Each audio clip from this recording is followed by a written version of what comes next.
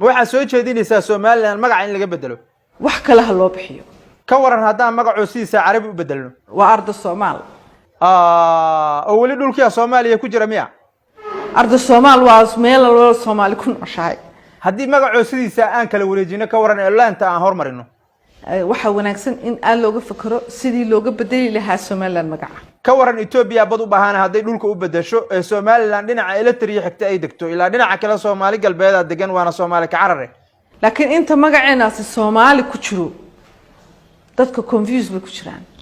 hadii laanta la tiro Soomaaliya soo haraysa wax kale ha loo bixiyo hadii Soomaaliga la tiro ee laanta magac kale lagu dhaji lahaana dhulkii Soomaaliya ku yaala war ma la baxnaa the Horn of Africa haddii magac kale la idin goobi lahaana shacabka Soomaaliland waxa ay ku hadlayaan luqadda Soomaaliga wax kale ha loo bixiyo xildhibaana bal soo dhawow adigu maxaad oran lahayd war ma la baxnaa the Horn of Africa Somaliland Republic Horn of Africa Somaliland Republic ee wali Soomaaliga ku jira xildhibaana magac Carabi u bedel جمهورية البحر الأحمر الديمقراطية الصومالية haddii aan magac kale idin bixin lahayn dhulkii Soomaaliya ku yaala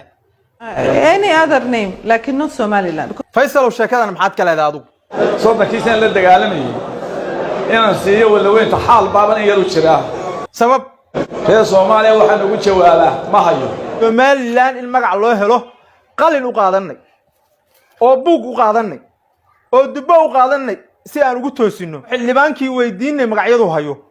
Faisal Cali waraabo waraysanay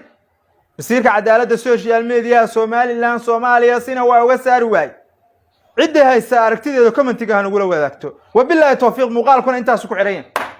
Marwa Fertility Center xarunta daaweynta cudurrada taranka sida dhalmo la'aanta ragga iyo dumarka alla ayaa awlaadda bixiye hamiirada gogasha dhiciska dilinka burabiyoodka iyo xanuunada kale ee taranka fadlan nagu soo booqo xarunteena Muqdisho Taleex ama nagala soo xiriir taleefanada shaashada kaaga muuqda mahadsanid